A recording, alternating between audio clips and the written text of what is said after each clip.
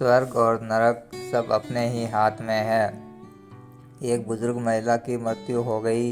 यमराज उसे लेने आए। महिला ने यमराज से पूछा, आप मुझे स्वर्ग ले जाएंगे या नरक? यमराज बोले, दोनों में से कहीं नहीं। तुमने इस जन्म में बहुत ही अच्छे कर्म किए हैं, इसलिए मैं तुम्हें सीधे प्रभु के धाम ले जा रहा हूँ। बुजुर्ग महिला खुश हो गई और बोली, धन्यवाद, पर मेरी आपसे एक विनती है। मैंने यहाँ धरती पर सबसे स्वर्ग और नरक के बारे में बहुत सुना है। मैं एक बार इन दोनों जगहों को देखना चाहती हूँ। यमराज बोले, तुम्हारे कर्म अच्छे हैं, इसलिए मैं तुम्हारी यह इच्छा भी पूरी कर देता हूँ। चलो, हम स्वर्ग और नरक के रास्ते होते हुए प्रभु के धाम चलेंगे। दोनों चल पड़े। सबसे पहले नरक आया। नरक में बुजुर्ग महिला ने ज़ोर ज़ोर से लोगों के रोने की आवाज़ सुनी। नरक में सभी लोग दुबले पतले और बीमार दिखाई दे रहे थे। महिला ने एक आदमी से पूछा, यहाँ आप सब लोगों की ऐसी हालत क्यों है? आदमी बोला, तो और कैसी हालत होगी? मरने के बाद जब से यहाँ आए हैं, हमने एक दिन भी खाना नहीं खाया। भूख से हमारी आत्माएं तड़प रही है। बुजुर्ग महिला की नज़र एक विशाल पतीले पर पड़ी, जो कि लोगों के कद से करीब 300 फीट ऊंचा होगा।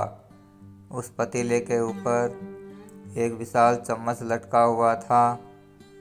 उस पतीले में से बहुत ही शानदार खुशबू आ रही थी। बुजुर्ग महिला ने उस आदमी से पूछा, इस पतीले में क्या है? आदमी मायूस होकर बोला, ये पतीला बहुत ही स्वादिष्ट खीर से हर समय भरा रहता है। बुजुर्ग महिला ने हैरानी से पूछा, इसमें खीर है तो आप लोग पेट भर के खीर खाते क्यों नहीं? भूख से क्यों तड़प रहे हैं? आदमी रो रो कर बोलने लगा, कैसे खाएं? ये पतीला 300 फीट ऊंचा है।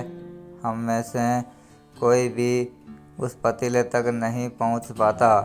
बुजुर्ग महिला को उन पर तरस आ गया।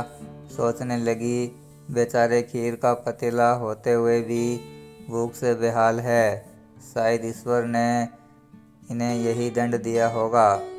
यमराज बुजुर्ग महिला से बोले, चलो, हमें देर हो रही है। दोनों चल पड़े। कुछ दूर चलने पर स्वर्ग आ गया।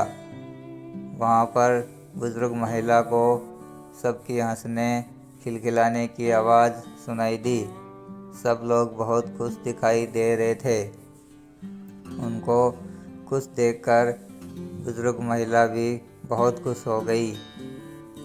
पर वहाँ स्वर्ग में भी बुजुर्ग महिला की नज़र वैसे ही 300 फीट ऊंचे पतीले पर पड़ी जैसा नरक में था। उसके ऊपर भी वैसा ही चम्मच लटका हुआ था। बुजुर्ग महिला ने वहाँ लोगों से पूछा, इस पतीले में क्या है? स्वर्ग के लोग बोले, इसमें बहुत स्वादिष्ट खीर है। बुजुर्ग महिला हैरान हो गई। उनसे बोली, पर यह पतीला तो 300 फीट ऊंचा है। आप लोग तो इस पतीले तक ही नहीं पहुंच पाते होंगे। उस हिसाब से तो आप लोगों को खाना मिलता ही नहीं होगा। आप लोग भूख से बेहाल होंगे। पर मुझे तो आप सभी इतने खुश लग रहे हो, ऐसा क्यों? लोग बोले, हम तो सभी लोग इस पतीले में से पेट भर कर खीर खाते हैं। महिला बोली, पर कैसे? पतीला तो बहुत ऊंचा है। लोग बोले, तो क्या हो गया? पतीला ऊंचा है तो यहाँ पर कितने सारे पेड़ हैं। ईश्वर ने ये पेड़ पौधे, नदी, झरने हम मनुष्यों के उपयोग के लिए तो बनाए हैं।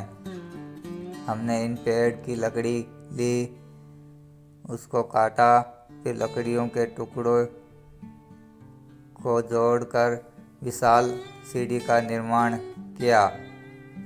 उस लकड़ी की सीढ़ी के सहारे हम पतीले तक पहुंचते हैं और सब मिलकर खीर का आनंद लेते हैं। बुजुर्ग महिला यमराज की तरफ देखने लगी। यमराज मुस्कुराए, बोले, ईश्वर ने स्वर्ग और नरक मनुष्यों के हाथ में ही सौंप रखा है। चाहे तो अपने लिए नरक बना लें, चाहे तो अपने लिए स्वर्ग। ईश्वर ने सबको एक समान हालातों में डाला है। ईश्वर के लिए उसके सभी बच्चे एक समान हैं, जो किसी के भेदभाव नहीं करते। वहाँ नरक में भी पेड़ पौधे सब थे, पर वो लोग खुद ही आलसी है। उन्हें खीर हाथ में चाहिए। वो कोई कर्म नहीं करना चाहते, कोई मेहनत नहीं करना चाहते, इसलिए सब भूख से बेहाल है। यही तो ईश्वर की बनाई इस दुनिया का नियम है। जो कर्म करेगा, मेहनत करेगा, उसी को मीठा फल खाने को मिलेगा। अर्थात स्वर्ग एवं नरक आपके हाथ में ही है। अगर कहानी पसंद आई हो तो वीडियो को लाइक करें, चैनल को सब्सक्राइब करें। धन्यवाद।